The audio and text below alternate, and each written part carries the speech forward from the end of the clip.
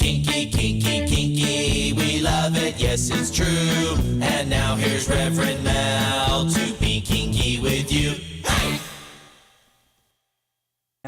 I wasn't allowed to think for myself. They dictated everything in my life, and I became miserable. Mm-hmm. I became depressed, I became withdrawn, and it doesn't work. But some submissives do need that.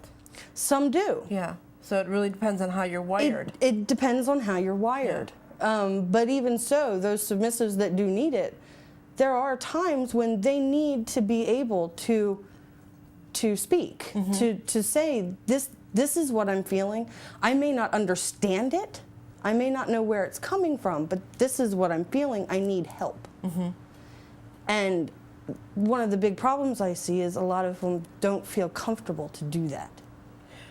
And that's an issue. Because they're afraid of disappointing their dominant? They're afraid of disappointing. They're afraid of angering. They feel they don't have the right. And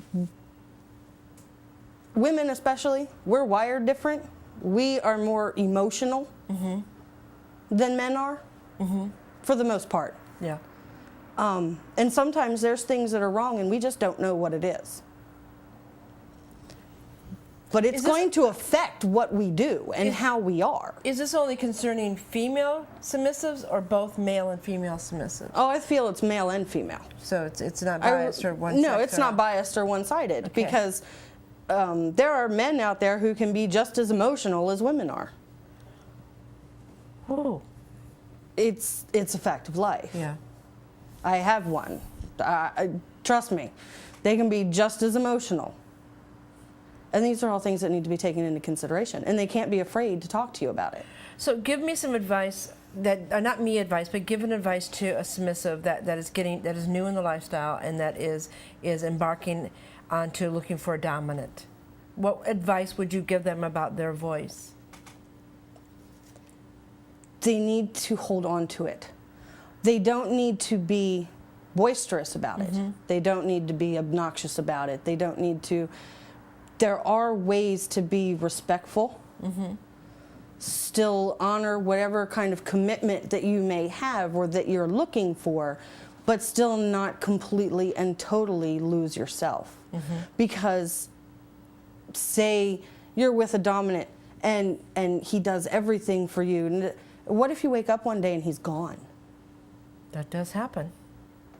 Does happen in the lifestyle. Then what? Yeah. I mean, that happened to me when I first came into the lifestyle, before I moved to California. And I left the lifestyle for several years, for many years, 10 years after it happened. I was young, and my entire life was micromanaged. Mm-hmm. I didn't have a voice. I didn't need it. He took care of everything. One morning, I got a phone call. He was killed in an accident. Wow. I had no idea where to go. I had no idea what to do. I didn't even know where the bank account was. I didn't have any of this information. I knew nothing. He handled it all. Wow. And it was all because I never once, throughout the 2.5 years that we were together, ever spoke up. I didn't take responsibility for me. But also, what happened, I mean, was there any legal papers that says that anything goes to you? I mean, there has to... There was, but I didn't know they were there. Wow. I mean, his brother found them when we were taking care of things at the house, mm-hmm. but I had no idea that any of it even existed.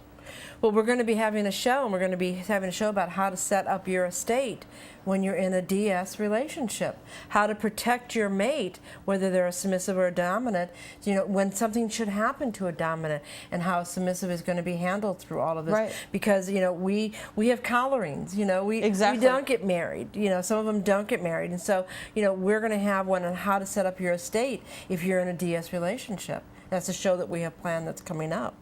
That would be a good one. Yeah, it's important. It's very important. It's very important. It's important to cover all of these things. It really is. But what happens to a lot of submissives, I've noticed, is that they do lose themselves. Mm-hmm. You know, they lose their identity of who they were before they got into all of this lifestyle. Right. And you know, just because you're submissive doesn't mean that you're, you know, a whipping post. It doesn't mean that you're not you anymore. It doesn't mean that you don't have opinions. It doesn't mean that there are certain things that you just can't handle. None of that goes away because, you know, you're magically in a specific lifestyle, no matter what it is. Yeah. And it's not going to fix you. If you got a problem, this lifestyle is not going to fix you. It's never going to fix you. No, no. You've got to be centered. You got to know who you are when you get into this lifestyle. Just like another person cannot fix you. Yeah. You can't look to a person to fix you. Shucks, I'm trying to find, I want someone to fix me. I'm going to go move to paradise. Ooh. You don't look like farm girl to me, Mel. Sorry. I could wear overalls. I want to wear one of those little bonnet things that they wear. See, I told Mac we should have bought one of those for you. He looked at me like I was crazy. Oh, yeah. Mac, you should have bought it for me. Oh, see, you have to come out. Yeah, I have to. We can take you shopping. We can get you the whole Amish get up. Can be your Halloween outfit. Little bonnet, black wool dress. And no underwear underneath. There you go. That's see? it. I could be a kinky bonnet. The kinky one. The kinky Amish. Yeah, the kinky Amish. It's a good thing I'm not a submissive because, yeah. Do Amish girls have? Are Amish girls submissive? Yeah, they really are. In the way the family dynamic works. Wow. That's interesting, but you know what? We got to take a break. And what we're going to do is when we come back, we are going to give this motherfucker away. This is great. If you're going to win this, this is going to be awesome.